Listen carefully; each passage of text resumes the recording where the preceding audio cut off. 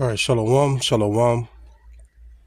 Before I get started, I want to start off by giving all honor and glory to Yahweh, Bahashem, Yahweh Shai, Bahashem, Harakah, Kodash, Laiwalam Yam. Double honors to my apostles and elders at Great Millstone. Shalom to the elect, the ones out there who are doing this work diligently and chiefly keeping the faith, making your calling and your election sure. All right, I'm going to get right into it. As you can see in the title, it says some history during the Hellenistic period, and hopefully this is edifying. I got this video that I found on YouTube. This video here goes into the Hellenistic period of ancient Greece. We're going to get into that, but before we do that, we're going to go into some facts that took place during the Hellenistic period. Now, the time frame of the Hellenistic period started between 323 BC through 31 BC. It started with Alexander the Great. Okay, that's what it started, and then it ended with Cleopatra being destroyed by the Romans. Okay, that's just a time frame. Okay, so now we're gonna actually go into some more facts too as well on the Hellenistic period. Pretty much the period breaks into phases. All right, you had the Alexander the Great. He unified the Greek kingdom. Then you had the phase of the Diadochi, right? The Diadochi Wars. And then you had the kingdom being split into his 4 generals. And then you had the dominance of 2 main Greek branches, which was the Seleucid Empire and the Ptolemaic Empire. All right. And then you have, I'll say, the 5th stage is when Greek collapsed under Rome. Okay. So Alexander the Great, his name meaning, I think it meant defender of men. You can look this up yourself. I'm just going over some of my notes. Like we said, he reigned during 336 to 323 BC. Some of his achievements was he destroyed Persia, conquered from Greece to India, and he spread the Greek language pretty much everywhere. Then he died, I believe, at the age of 32. Okay. It took him 12 years to conquer the known world. He died at the age of 32. And then power was left unto his generals. And you can read about that in the book of First Maccabees too as well. Let's get that. This is showing you how history links up with the scriptures. Okay. History links up with the scriptures. So if you go over to First Maccabees, that's in this book here called the Apocrypha, which means hidden away. Okay.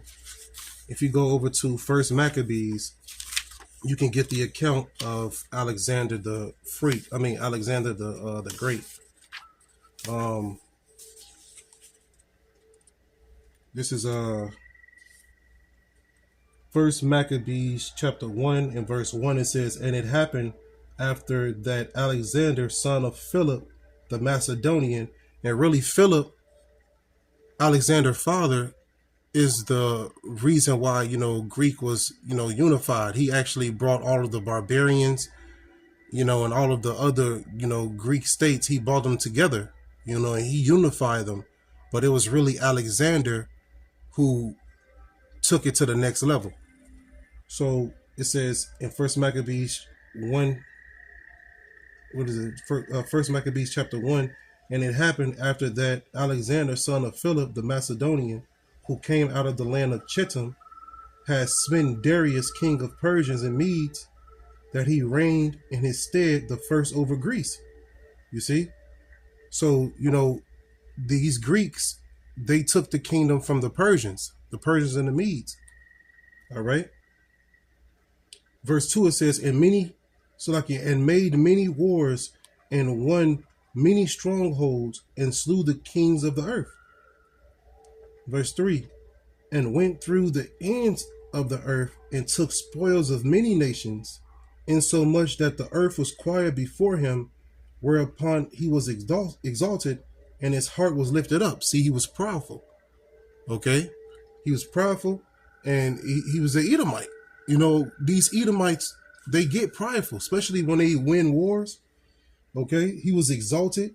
You know, he took over many nations.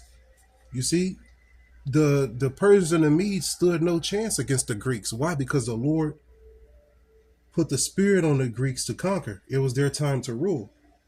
Verse 4 says, and he gathered a mighty strong host and ruled over countries and nations and kings who became tributaries unto him. You see?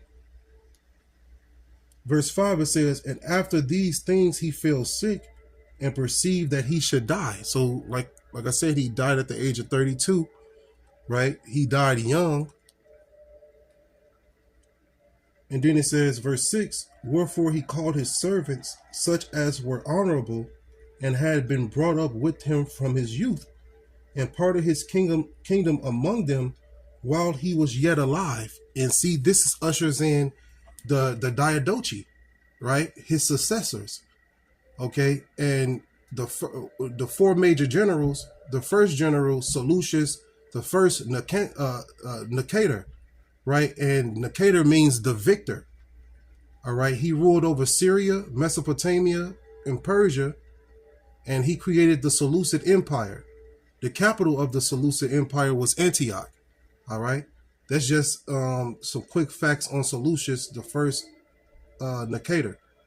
All right, the second one was Ptolemy, the first Soter. And the word Soter goes into the savior, okay? He ruled over Egypt, founded the Alexandria Library, and he started the Ptolemaic dynasty. Then you had the third general was Cassander. All right, he ruled over Macedonia and Greece. Then you had Lysimachus, which means breaker of resolve, tamer of enemies. He ruled over Asia Minor and Thrace. All right, and you can actually correlate that with the scriptures too as well, because when you go to verse 7, keep reading in 1 Maccabees 1 and 7, it says, so Alexander reigned 12 years and then died. Verse 8, and his servants bare rule every one in his place. Verse 9, and after his death, they all put crowns upon themselves. So did their sons after them many years, and evils were multiplied in the earth. So this was the start of the Greek Empire, okay? Beginning with Alexander the Great, and then it went over to his four generals who fought each other over land, right? The Diadochi, they fought each other. It was several wars between them. And it says in verse 10, and there came out of them a wicked root, Antiochus surnamed Epiphanes, son of Antiochus the king, who had been an hostage at Rome, and he reigned in the 137th year of the kingdom of the Greeks. So Antiochus Epiphanes IV was also known as Epiphanes, I believe, which means the madman. That's what the Jews called him. Okay, he was the son. Let me see here. He was the son of Antiochus III. Okay. Now, let me see here. Antiochus IV Epiphanes. His name meant manifest God. And like I said, by the Jews, they gave him the nickname Epimanes, Epimanes, which goes into the madman. Why? Because during Antiochus Epiphanes is when we really became Hellenized, right? Antiochus Epiphanes IV. Okay, he desecrated the temple. He stopped the circumcision, right? He defiled the altar by sacrificing pig on it.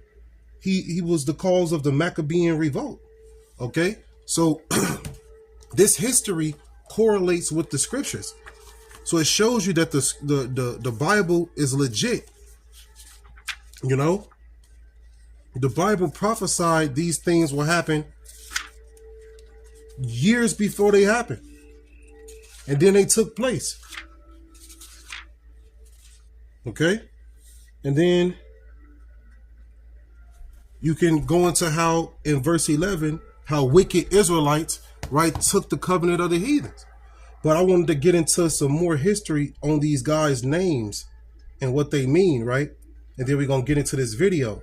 Now, under the Diadochi, I think I brought it out already, the different generals of the Diadochi, but then two generals end up losing, you know, and they became insignificant, which was Lysimachus and Cassander, the two kingdoms that really played a huge part in prophecy was the Seleucid Empire, which was the kingdom of the north, and then you had the Ptolemaic Empire, which was the kingdom of the south. Okay, now in the kingdom of the north, the Seleucid Empire, you had Seleucus the First, Nicator, right, which means the victor. He reigned 312 to 281 BC. Okay, he was the founder of the Seleucid Empire. Then you had Antiochus the first Soter, which means savior. He ruled from 281 to 261 BC. Then you had Antiochus the second, Theos, it meant the God, the divine one. He reigned between 261 to 246 BC. All right, and let me see here. This guy here, Antiochus the second, he actually was documented in Daniel chapter 11 and verse 6. Right? His wife Laodice, she killed Bernice, and Bernice was the sister of Ptolemy III. Okay? This sparked the third Syrian war. All right? Then you had Seleucus II, Callinicus, which means the beautiful victor or glorious conqueror. He reigned to 246 to from 246 to 225 BC, and he lost many battles. All right. Then you have Seleucus III, Serenus. He was assassinated. Then you had Antiochus III, Megas, or the Great One, and he reigned between 223 to 187 BC. All right.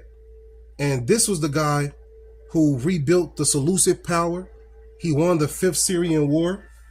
He took Judea, and you know, he actually was defeated by the Romans. Okay, at the Battle of Magnesia, and that's when the Romans really came into power. You know, let me see it. I'm just going over my notes. This is just quick facts, you know. But under his son, Antiochus the Fourth, Epiphanes, is when, you know, Jake denied their heritage and everything. Matter of fact, I'm gonna go and get this precept real quick. First Maccabees. Let me grab this. And it's the spirit that we're going through these things because you got Hanukkah coming up, or the Feast of Dedication. Okay, and you know that holiday, you know that not holiday, Salakia, that was a slip of the tongue, but that holy day. Really, when you go into the word holiday, it meant a holy day. Okay, so really the true holy days are the days, you know, that the Lord deemed as holy. The days of you know, our holy days. Those are the real holy days. Okay, the holy days of Esau Edom, they are not real. And let's fact check that real quick.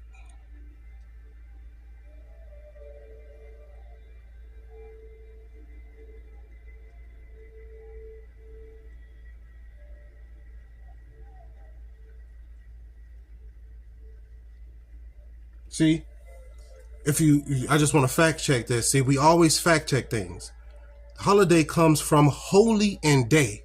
You see, so the real holidays are the holy days in the scriptures. Okay. So just to show you that was legit. All right, now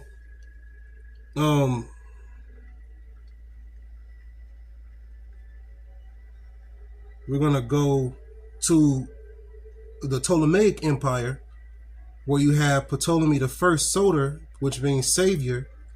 Then after him was Ptolemy the Second Philadelphus, which means lover of his siblings. Okay. Then you had Ptolemy the Third, Ergetes, which means the benefactor. He actually came. This was the guy that was documented in Daniel 11:2 as well, that brought the gold and the idols back to Egypt. All right. He returned 40,000 talents of silver, 2,500 talents of gold, and the stolen idols. Daniel 11:8 refers to him. Then you have Ptolemy the Fourth Philopator, which means lover of his father. He was a weak king and he lost influence. Okay, there was a lot of revolts going on during his time too as well. All right. Then you have Ptolemy the Fifth, Epiphanes, which means manifest God. Okay. Antiochus the Third attacked Ptolemy the Fifth, and that's when Antiochus the Third won the Fifth Syrian War. Ptolemy the Fifth was only a child; he was only 5 years old. All right, just quick facts. Okay. So these are just quick facts that took place during the Hellenistic period. Some names that I mentioned. Okay. Now let's get into this quick little video that I found. In 326 BC, an army marched through what is now Afghanistan, but was then known as Bactria, and then proceeded to head into the Punjab region of northern India before traversing down the Indus Valley. We might assume that this was a Persian army, or some military contingent of one of the Central Asian powers at the time. It was none of these, though. Instead, it was a Greek army led by King Alexander III of Macedon, better known to the world as Alexander the Great.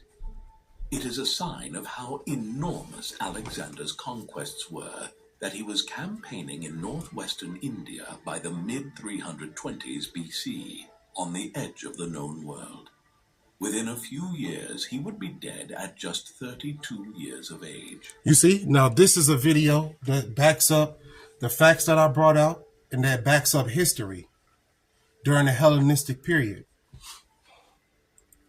Still, the vast conquests he undertook spread Greek culture and power throughout much of the Middle East and North Africa, ushering in a period known as the Hellenistic Age, the Hellenes being the word the Greeks used to describe themselves in ancient times. Here we explore the Hellenistic Age that followed over the next 3 centuries. The rise of Macedon. Alexander's rise to become master of much of the known world at that time was doubly surprising in that he was a king of Macedon. Macedon was a Hellenistic state which existed in the region around northern Greece and neighboring parts of Bulgaria and North Macedonia.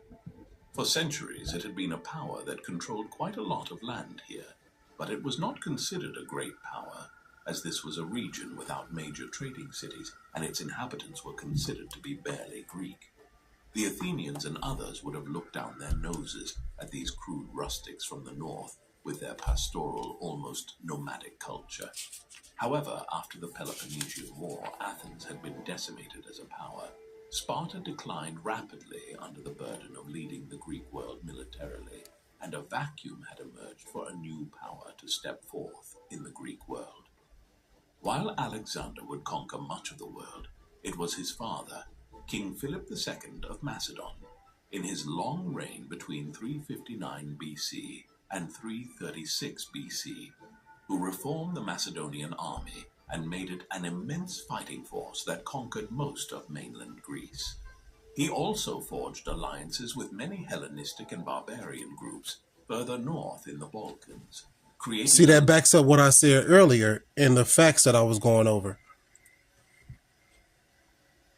a large reserve of manpower that his son could draw on.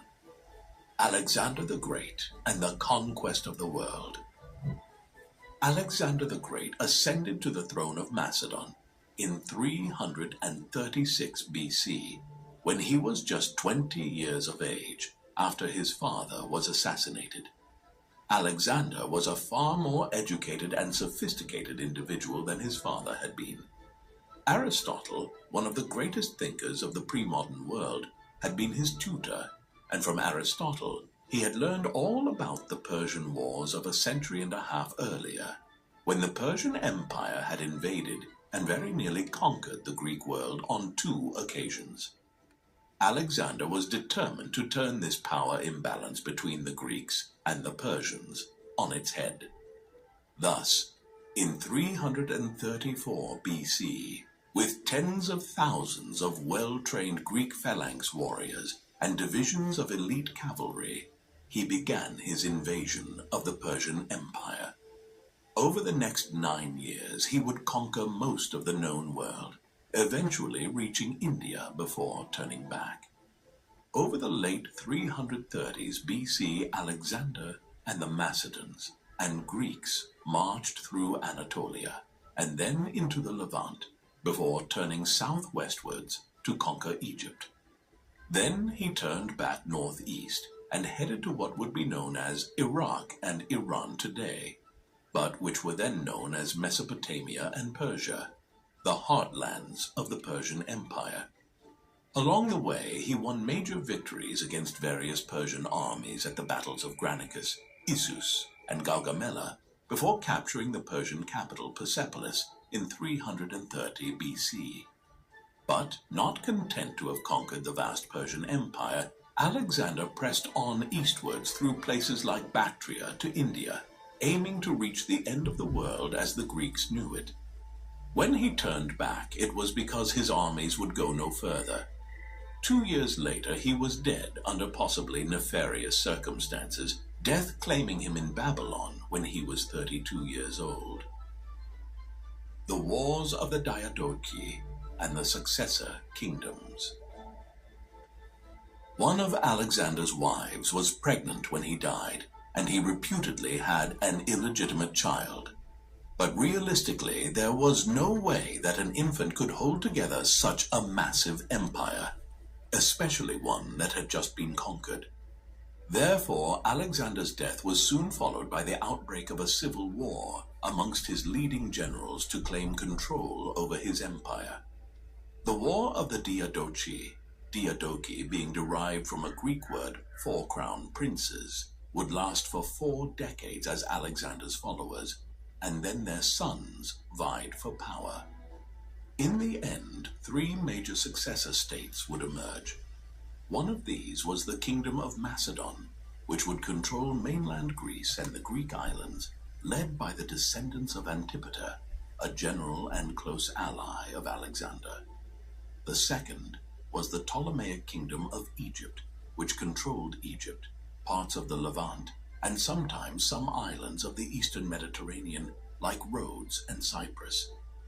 The ruling dynasty here was established by Ptolemy, another of Alexander's closest generals and allies. Finally, the largest state of all the successor states that emerged, controlling most of the former Persian Empire, was the Seleucid Empire, was ruled by a much more minor commander in Alexander's time, who emerged as the most powerful Diadochi in the 300s and 290s BC. These three kingdoms would rule over what is known as the Hellenistic world, a region in which elements of Greek culture were spread. So, to backtrack, Seleucus the First Nicator, who ruled between 312 and 281 BC, is the founder of the Seleucid Empire. Okay, the word Nicator goes back to the victor. Okay, and the first ruler for the kingdoms of the north, the kingdoms of the south, was Ptolemy. What was his name? Slovakia. Ptolemy the First Soter. All right, and his name goes into the Savior. All right, and that's who he was just referring to in the video. Let's continue on. Which also absorbed elements of the culture of the local people they ruled over. Hellenistic culture and Alexandria. Over the 3 centuries of the Hellenistic age, a quite incredible culture emerged. This was focused after a time on the city of Alexandria at the western mouth of the Nile Delta in northern Egypt, one of nearly 24 cities Alexander founded before he died. Here, in the 3rd century BC, the Ptolemies founded educational institutions that made Alexandria the intellectual and cultural successor to Athens. Scientists, philosophers, and writers were drawn here from all over the world, particularly so once the great library of Alexandria, which was actually known as the Museion after the Greek Muses, was founded. While classical Athens had been the great center of philosophy and literature in the ancient world, Alexandria changed the world in terms of the scientific studies and breakthroughs that were made here from the 3rd century BC onward. Figures like Euclid. We got to add here. Design you feel in Eratosthenes and Apollonius of Perga revolutionized Greek knowledge of the known world, devising theories concerning geography, geometry, mathematics, and many other fields which still underpin much of the sciences today. Indeed, long after Egypt came under Roman rule, Alexandria remained the intellectual and scientific center of the world. It was here that Claudius Ptolemy devised his maps that would still influence European conceptions of the world until the 15th century, while a working steam engine that might have allowed for industrialization if the Greeks and Romans had not been so reliant on slave labor was devised in Alexandria around the end of the Hellenistic era by a scientist named Hero. Wars, Rome, and decline. The flourishing of Hellenistic culture at Alexandria was somewhat paradoxical. It occurred in the midst of a political environment which can only be described as anarchic.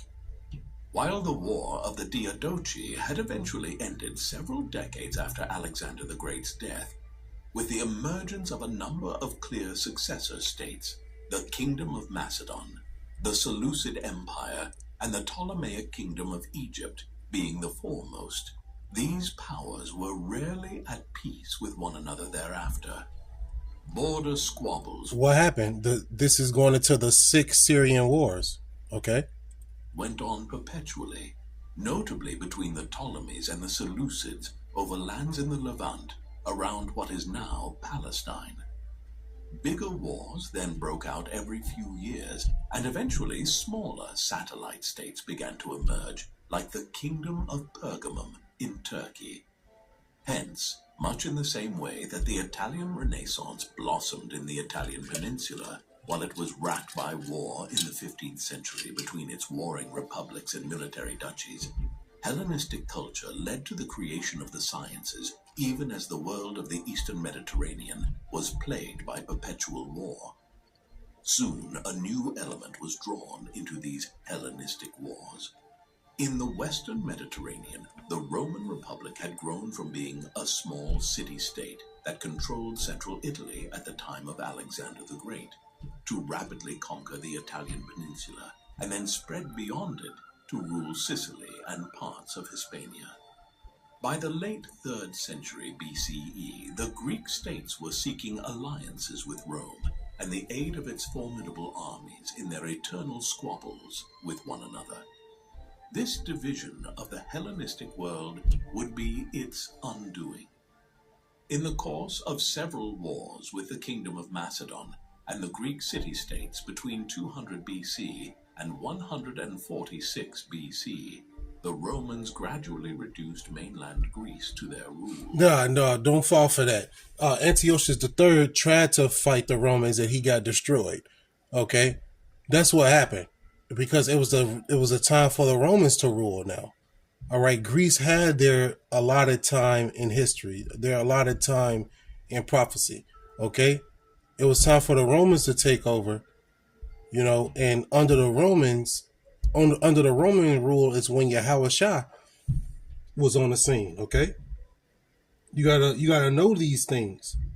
Okay, you gotta know the history and who was ruling during the times of the prophets. So let's go through a list real quick. During Moses' time, I'm just going into my notes. During Moses' time, Egypt was ruling during an early Iron Stage, and Assyria was rising. Then under Isaiah and Hosea and Micah, you had the Assyrians that was dominant. And then under Jeremiah, Daniel, Ezekiel, you had the Babylonians that was dominant.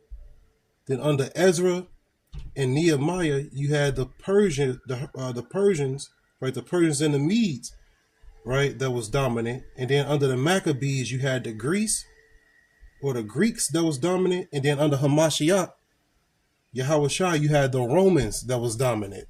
Okay, so these were the Edomites and the Persians and the Medes, and these nations that was ruling during the times of these prophets, during the times of Hamashiach. So it's very important to know their history to understand the mystery. You got to know what was going on during these times in order to match the scriptures the way they're supposed to match. All right. Don't be lazy with your salvation and just listen to someone else. No, man, go through the history yourself and see if the Bible is true. And then you're going to find out, yeah, the Bible is true. This history here is documented in Daniel chapter 11. All right, it's documented in 1 Maccabees chapter 1.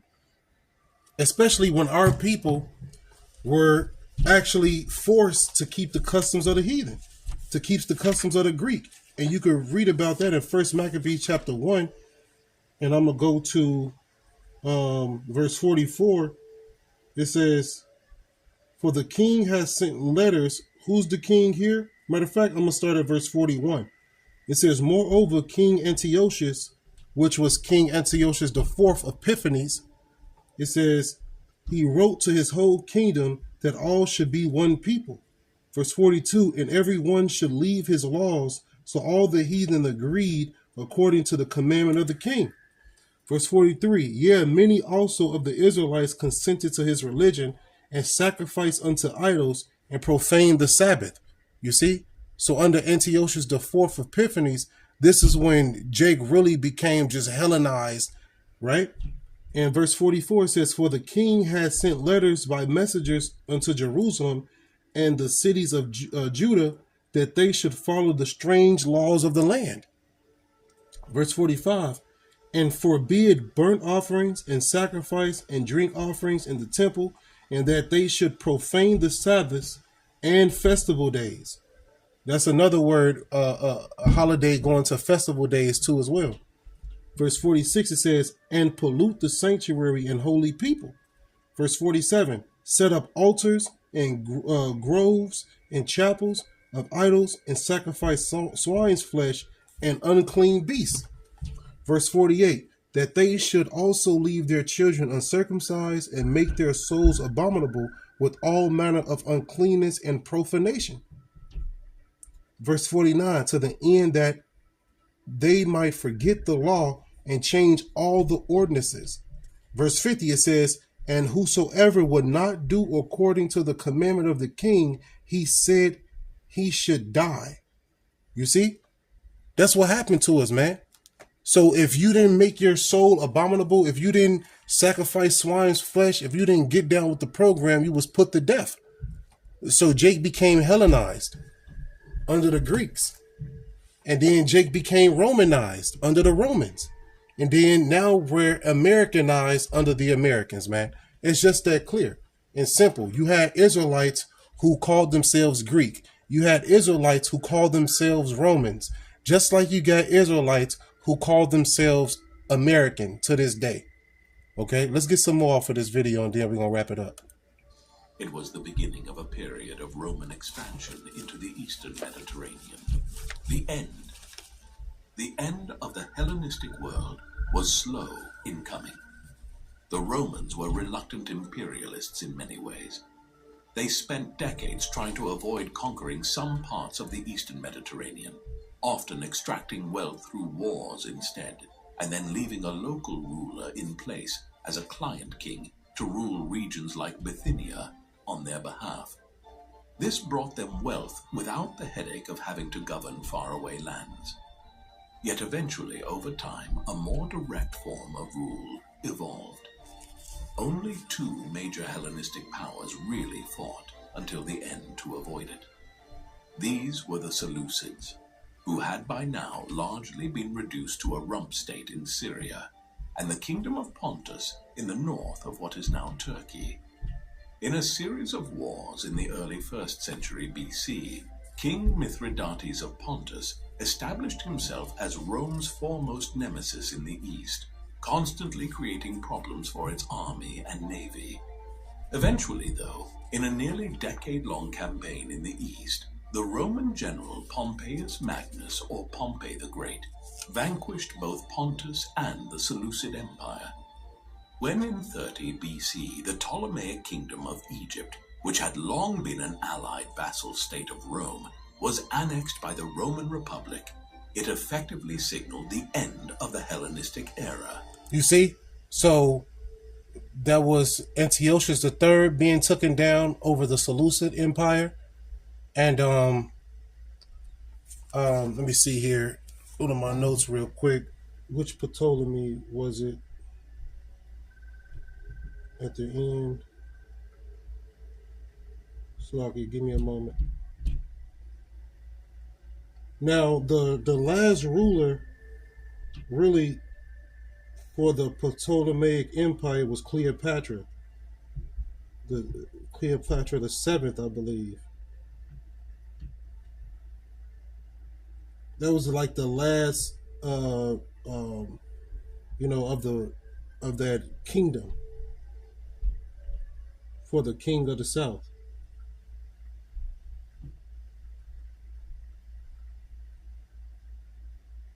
Okay, yeah, Cleopatra the 7th, which means father's glory. And she co-ruled with Ptolemy the 13th.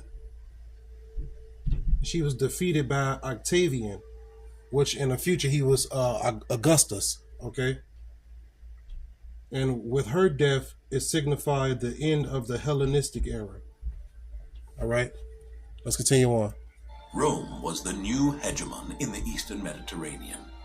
If you like this video, don't forget to hit the like button. Right, so after Cleopatra the 7th, that signified that Rome pretty much took over and it was a new age. All right, and the new age began with the Romans ruling everything and taking everything over. And Lord willing, I'm going to do a video going into some history of when the Romans ruled, but hopefully this is edifying. You know, hopefully you got some facts from this that you can add to your notes to, you know, help you prophesy better. I know knowing these things, you know, helps me too as well to be a better teacher. I'm going to end it by giving all honor and glory to Yahweh, Bahashem, Yahweh Shai, Bahashem, Harakah Kodash, Lai Yum. All right. Double honors once again to my apostles and elders at Great Millstone. Shalom once again to the elect. Abba.